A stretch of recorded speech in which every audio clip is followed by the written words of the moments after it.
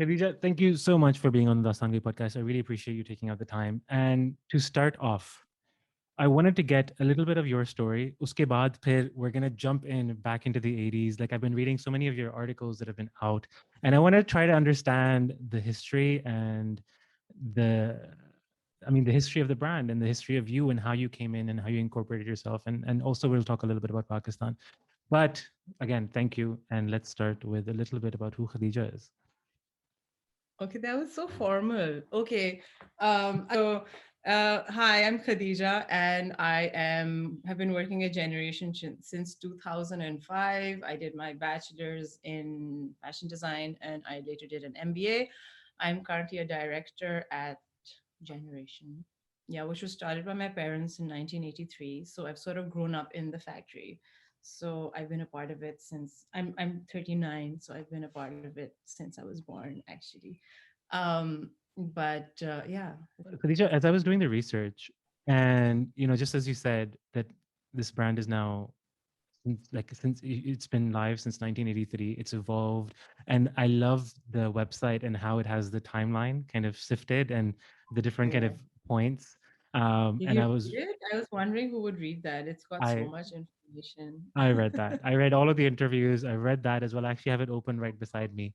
Like Okay. the beauty of one, let's get into the fact that it was your parents, Nosheen and Saad Rahman, that started it. And like Mm, just looking at their story and like the point that you had written, okay, your dad had always worked in textile. And that was something mm, that he was fascinated by. Or phir aapki ammi, who, was one of the founding members of the Women Action Forum. So it really kind of, when you start to look at what generation represents and who you guys are and what you guys have been doing, and you start to distill the campaigns, it's super fascinating to see how they both brought in something that they loved and something that was very innately them, the standing for something, standing for women's rights, standing for women empowerment, and standing for storytelling through fabrics and through textile. So I'd be curious कि जब when you were growing up, how how did this kind of, like, what were the stories that you were growing up with, right? Like you said that you grew up with in the factories with your mom and dad.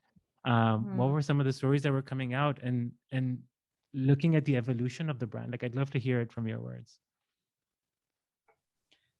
Um, well, although my mother was a part of Women's Action Forum, but it wasn't as if she used to like actively speak about it. My parents were never the sort who would um, share stories. They would be more like not share stories, but I guess what would be more appropriate is they wouldn't like जैसे लंबे lectures मिलते हैं या preachy type उस type की situation होती है. So we weren't like um yeah, we were never like told that this is the way it should be.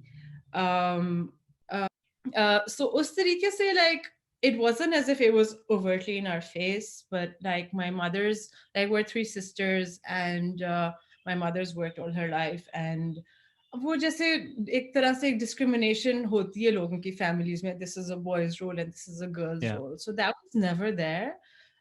Like we were expected to do all things that anyone would do, and it wasn't as if "Okay, this is how I'm raising my children," or it's type ka even even things like if you have to like move furniture around the house or like take इस तरह की चीजें which are like men's jobs, or you call someone, and even like our staff was all female, so it's not as if कि अच्छा वो kitchen से या पता नहीं guard को बुला लो और वो ये काम करेगा. And even like driving ये नहीं कि maybe it's like really foreign to you because you're from like Dubai, but like generally the culture is कि भाई है और पता नहीं you can't drive in the middle of the night and stuff like that. Although my friends would have this, like their parents would be like, no, you have to be home by this time. So like all of us sisters can drive, but we were never told कि आपने इस वक्त तक घर नहीं आना. So maybe like, so it's never been overt, but I'm just saying this is the way we were sort of raised. So in that sense, like I've always felt that I can do anything like a man can do. um, so um, so I guess that's maybe like the feminist angle of it. As far as like design is concerned, like a lot of like my family, like most of my brother's siblings are like in design. like my brother's sister is in furniture design, and the other brother is also in furniture design, and the other brother was doing sort of like upholstery and like jeans also at one point. And then from my mother's side also we have like a lot of designers, and then there are like people in like music also. So it's something that I've sort of grown up with, and it's something which is sort of standard for me, that like design is like a part of life. And that's those are the kind of discussions when we sit together like in the extended family, extended matlab cousins Yeah. and like aunts and uncles, like we talk about design. um हाँ, so उस तरीके से is like the design aspect of it and like the feminist aspect of it, that's how it sort of But um I'd be curious, not just the like let's take that away for a second. Like in each of the campaigns that I saw from 1983 to like to today, like the most recent one that you also put out, it's absolutely beautiful. The video that you put out and the imagery that you put out, it all exemplifies and changes the narrative in some way, shape, or form of Pakistan, right? Like, so it all is very powerful in terms of imagery and what you're trying to do. And so, actually, one second, let's go back for a second. And I'd be hmm, curious to, जब आप देखती हैं कि अम्मी अबू साथ काम कर रहे हैं, you know, hmm, that's a thing where like even yesterday I was having a conversation with someone and they were like, I'd recommend not, you know, separating, like you do something else and your wife does something else, but I work with my wife and I love it. And seeing it, like the parents are working together and then the children are growing up in that same kind of um, sphere, basically. hmm, How was that hmm. for you as a child growing up and seeing your parents involved in, you know, in building this brand? Well, actually, my mother's a psychologist. So she's a PhD, and Wow. she has been running the Center of Clinical Psychology in Punjab. So that was like her main job.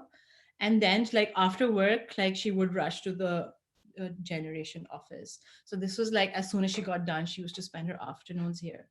Well, I know this is not exactly your question, but like I just want to say it.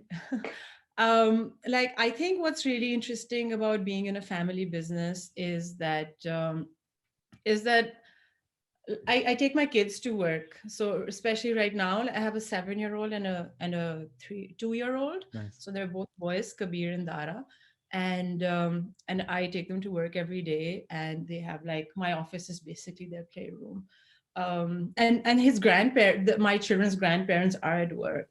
So us tarike se, I just think it's really interesting that like I feel as if I'm sort of going home also when I go to work.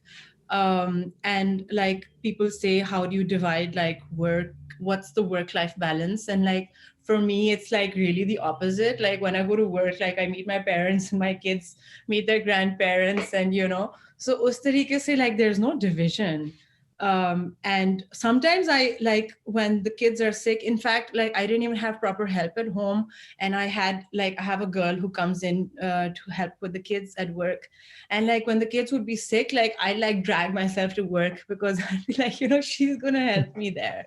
So it's really like I guess I don't know, can you help with the word? I mean, it's a very interesting family dynamic of between work and home. Like it's just it's all, you know, like the line is shifted, and I love that. Yeah. Like for instance, for me, मुझे जितनी खुशी मिलती है वलीया के साथ काम करने में, that I like, you know, like the idea of the traditional idea of going to work from 9 to 5, and then coming Mm, home and getting something to talk about and then going to bed has never appealed to me.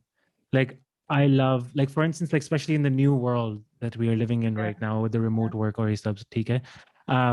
There was something that like my brother instilled in me as well, where he was always like, listen, I want to design my life and my work.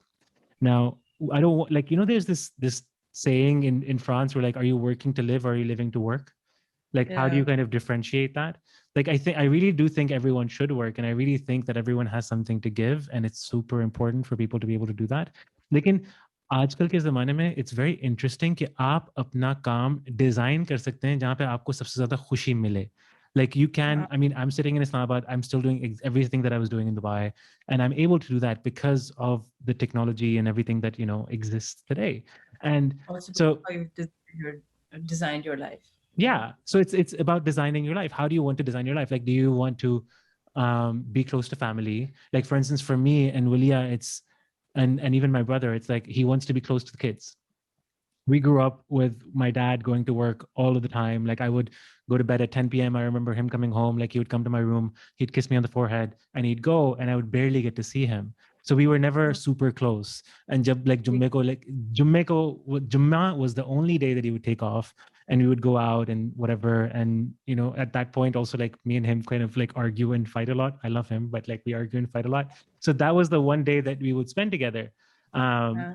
but my mom was always there, and so I had the more deeper relationship with my mother than I did with my father. And now that's changing because he's retired and he's spending more time. So one of the identifiers for us was gay. We want to make sure that, I mean, I don't have any kids right now, but eventually, inshallah, I would love to, is to have them and spend time with them in an environment where you design your life in a way जहाँ पे आप उनके साथ रह सकते हो. You're working yet you're still with them. You don't have to be this whole idea of 9 to 5. मैं भाई सुबह 8 बजे जाता हूँ और सुबह 10 5 6 7 8 बजे वापस आता हूँ. I've done that like when I was single and I used to work until like 1 o'clock in the morning. But why do you want to do that in this world where you can live very comfortably, and Hmm. instill the values and the family systems that you want, and spend time with the people that you love? So I Hmm. love that you have this dynamic going where the grandparents are meeting their kids at work and you're going, because a lot of people think about this, lekin zyadar kar nahi pate, because there's always that, like, there's one inclination of, actually, I wanted to ask you as well, like, family business especially also has Hmm. this tendency of like, how do you make your mark, right? Like for us, um my dad's business was jewelry and a bunch of different other Jewelry. things. Jewelry, yeah. And we never got into it because we never knew. I mean, my dad also has a very like powerful personality, so it's very difficult to like make your mark in one way, shape, or form. But also, how do you do that? How do you make your own mark in? How do you know I am making my mark? You are, exactly. That's what is super interesting, right? And a lot of times, family businesses में ये होता है कि you either succumb to the same narrative that has been going on, or you're able to get and become part of a newer generation, not intended, but Yeah. that takes you into something completely new, because your experiences and your perception and your education or whatever that may be is completely different.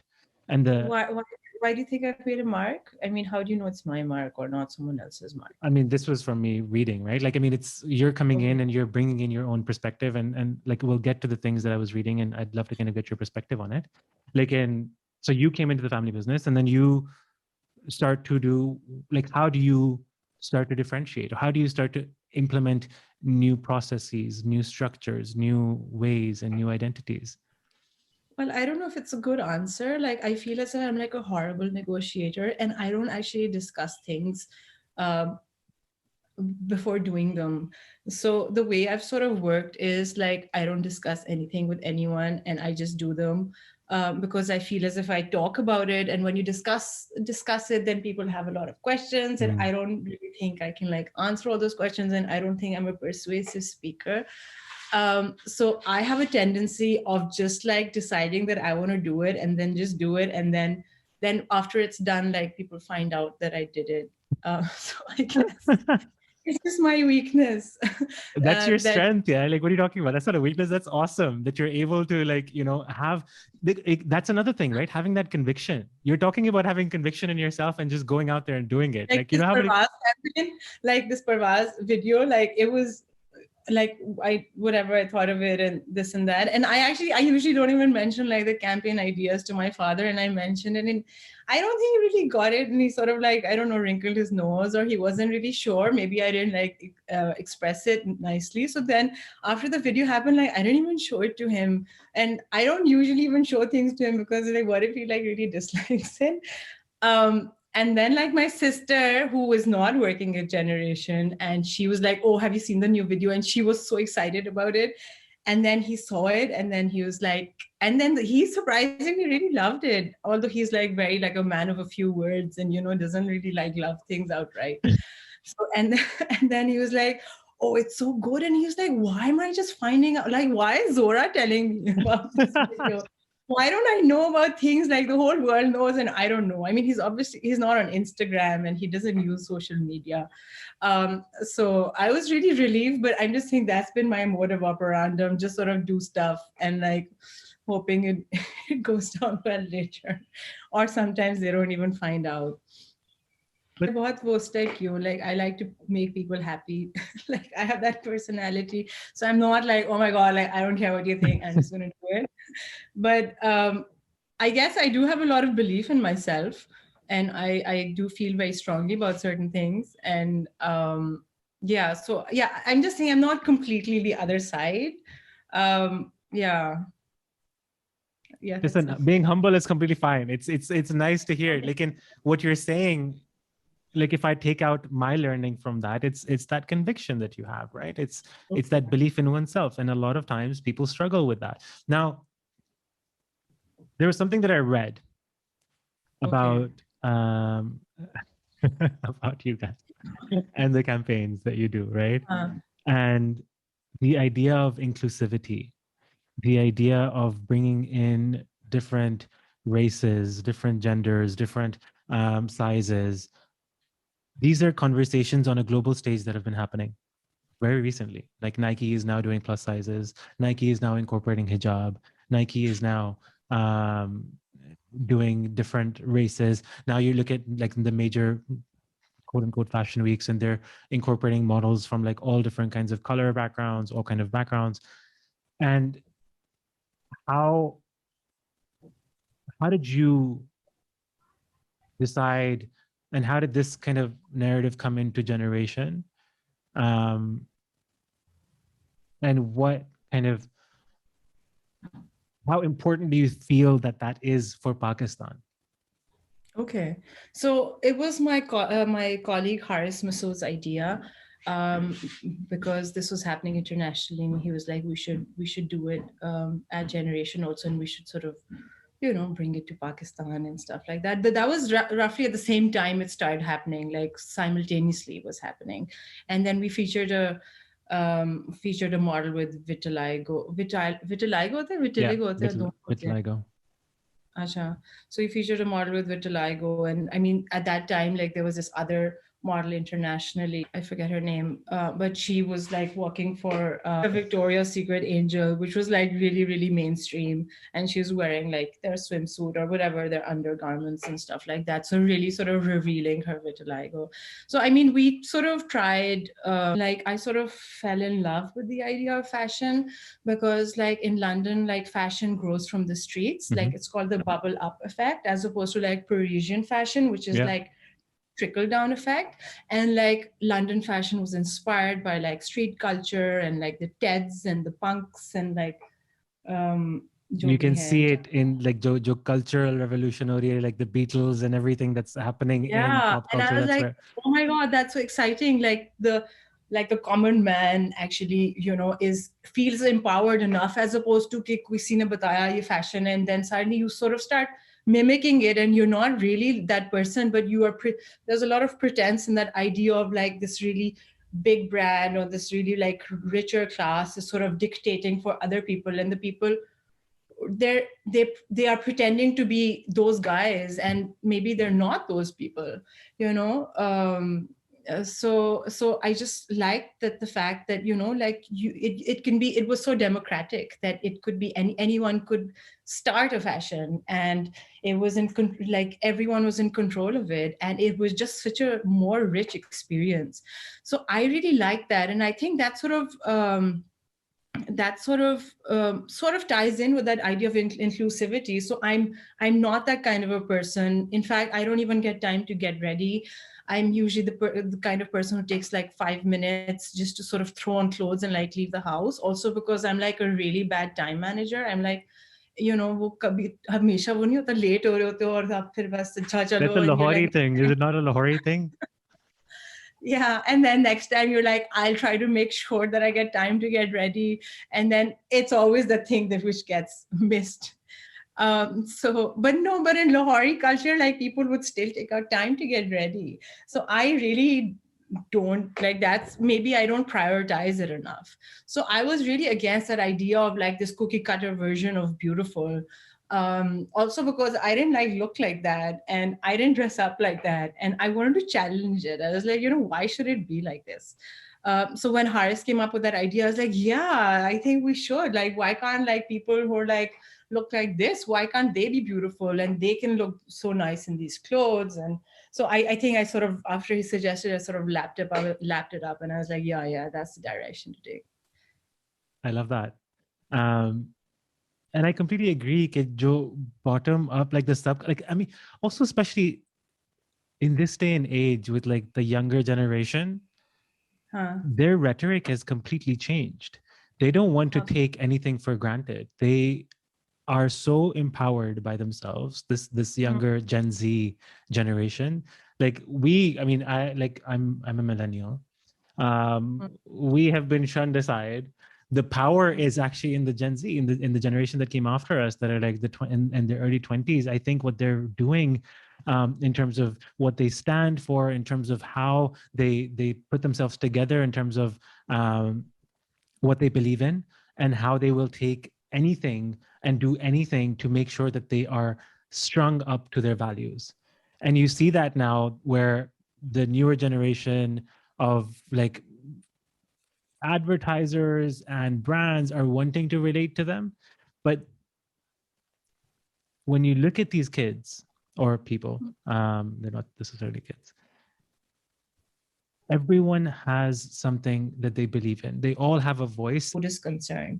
But as far as clothing is concerned, like I think people talk about it on social media, but I mean, there is a higher price attached to creating clothes which would be more sustainable. And I mean, ideally, I would like to take this direction, but like the question which comes to me would be, okay, yes, people would appreciate it, but the fashion industry is very price competitive, at least like at the high street 100%. level. It's like, uska kurta iste ka hai, iska kurta itne ka hai.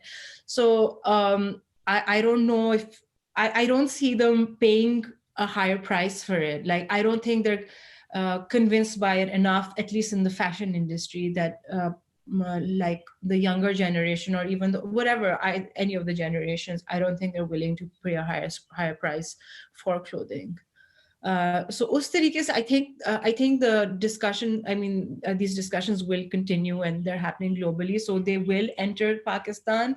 But I don't think right now is the time. But yes, I do see it going in that direction. Completely. And by no means does this become mass, right? Or it might start, it starts to maybe fizzle in. Lekin zaruri nahi hai ki this is, I mean, I completely agree. Like it needs to make business sense in a higher scale as well to be able to completely integrate that, right? I think it's more driven by something which is better for you as opposed to something which is more ethical. Like I have sort of taken part in like different colleges' theses, like textile design wale, and sort of discussing their ideas with them. And sustainability has often been inspired by the fact that I get not sustainability, but sustainability में I guess environmental उस तरह से आ जाता है, दोनों चीजें आ जाती हैं, ethical or environmental, कि I can't wear, I have this allergy and I can't wear these kind of clothes, so I'm thinking of developing a new kind of yarn which I wouldn't be allergic to. So it's often driven by health as opposed to ethics. Yeah. Khadija, what part of the business do you most enjoy and do you most relate to? What I do enjoy is, I mean, it's a really small thing, but it's really exciting. Like sometimes when you do these campaigns, and like we did this campaign where we just featured someone with a bald head, and it was, I think, not last Eid, but the Eid before. So it's been about 1.5 years, and like people would comment and they would say, having seen these pictures, I feel better about myself. Like there are lots of like cancer survivors who actually really love the campaign. And a lot of people thought that she was a cancer survivor, although she just shaved her head out of she wanted to shave her head. And even other campaigns like the one where we featured the girl with vitiligo, and so it was just so like, I don't know, it was just really special, like for someone to say that to you, that I feel more beautiful after seeing these. I think that's really special.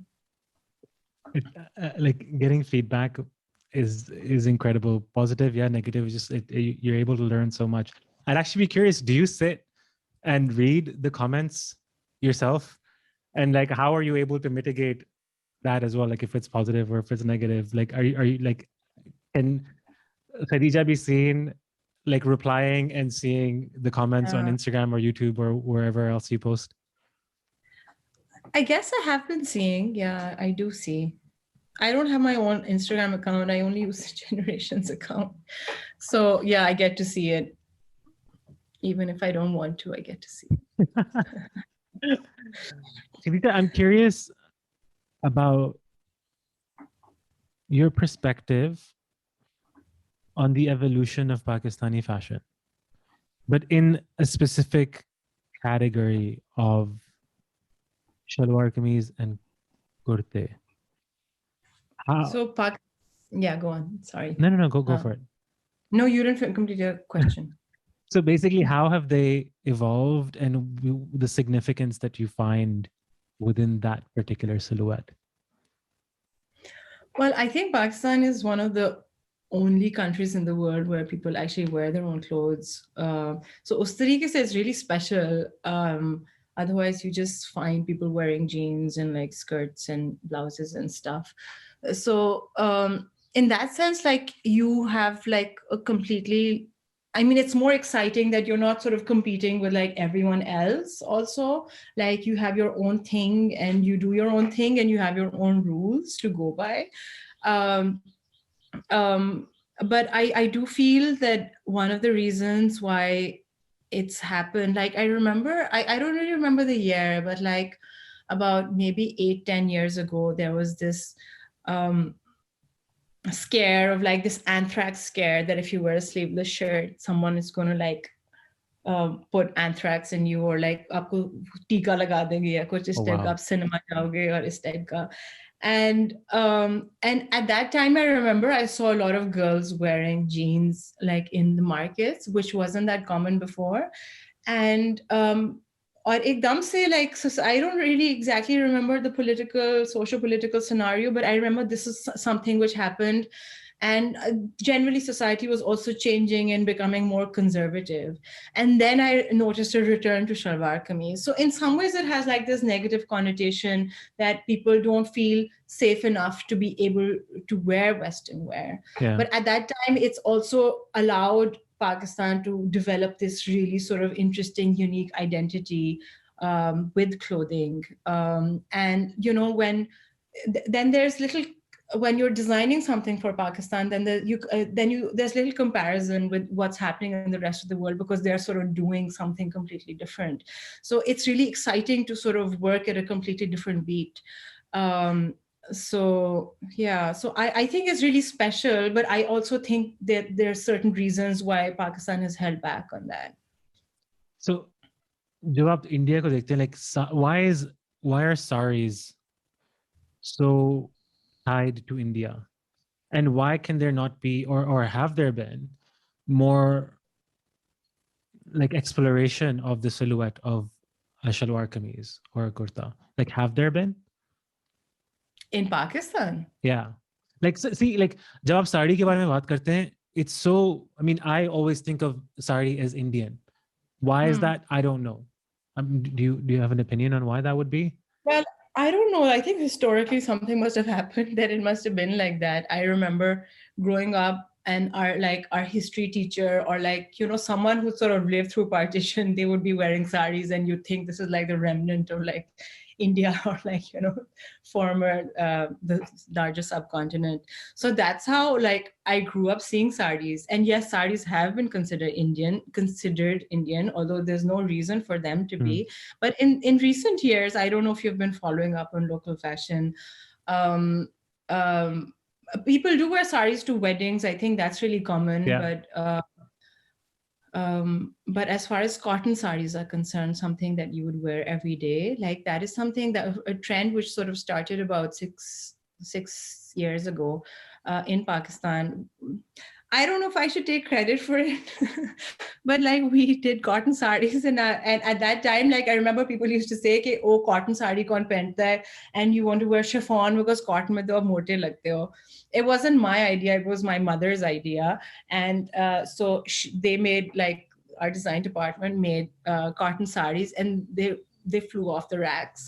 And then we did more, and then we did more, and then I think other people also started making saris, and now there are like lots of brands, like small brands, ke sari not sorry, or this, I don't know. Okay. Yeah, yeah, I get what Lots you're of saying. small brands are making saris now, and like now saris, like a lot of like influencers, they're like, oh, I want to style a sari like, or like Mina Malik and Saba Bano.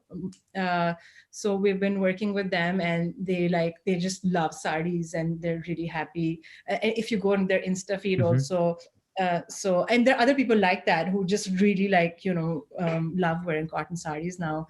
So that is something that I've seen like in my lifetime. Like cotton saris were never popular. It was even your history teacher, I don't even, well, I guess some of them would wear cotton saris, but maybe some often wore chiffon saris also. So it is changing, and it's really nice, and there's some really great stuff coming out of Pakistan. But always, like, all my saris have been from India, because they अगर यहाँ मिलती भी थी तो थोड़ी बुरी सी मिलती थी उस तरह से, like the best saris sort of come from India. So now Well, that's really changing. I'm seeing like these really amazing brands popping up, and it's so exciting. Yeah, and there's another thing, although I know this is not your question, but like the gharara, yes, like love that. Yeah. that is something which has been like associated with Fatma Jinnah, or you wear it to a wedding. And like I think about like 10 years ago, like the gharara, there were, I think Rano's Heirlooms was also doing ghararas, and we were also doing cotton ghararas. And then like that became so mainstream. Like my office is on Firozpur Road, and I was like driving to work, and wahan, like there's a woman who's getting on a bus and she's wearing a gharara, just like every day, and it was Everyday so wear. cool. Like, oh my god, like never in my life have I seen the gharara be like mainstream fashion. Never have I seen cotton saris be mainstream fashion. And that goes for parandas too. We did a line of parandas like with our campaign called No Nonsense Nigger.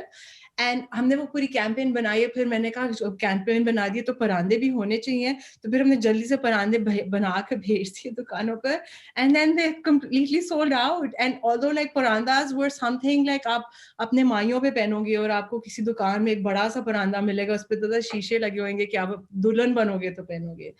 So like that is something which is also not part of mainstream fashion.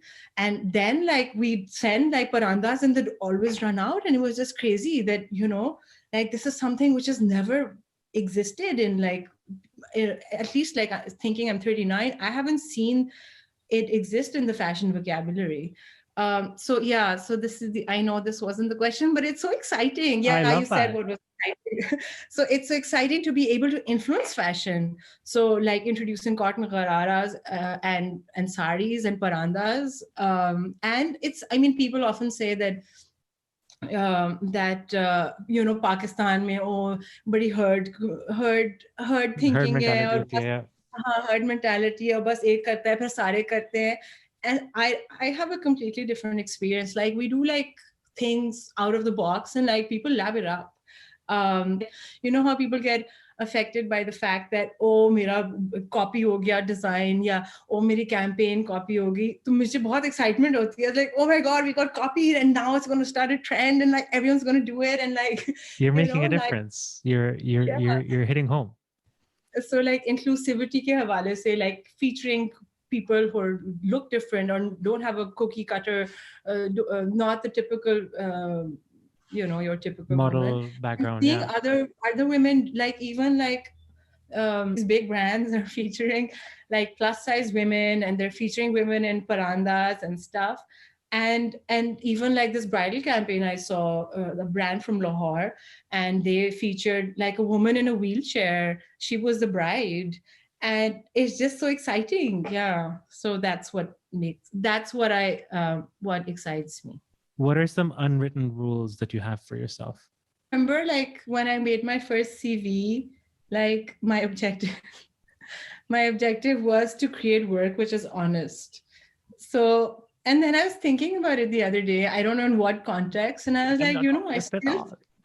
I still stand by that. Although that was I don't know how many years ago, but I still feel like that. Like my work should be honest. What was an unexpected learning that came out of this pandemic for you? I don't know if it was unexpected. I mean, I realized I want to spend more time with nature and I want to come back from work early. And it was like the longest spring ever. I don't know if it's because the perspective, it was so pretty. There are like butterflies everywhere and the flowers and then like ladybirds. And it was just a lot of fun, like just being outdoors and like the kids would be like playing with the water pipe and just getting wet. And yeah, I guess I realized that this has been happening all these years and I've just been missing out on it. Yeah.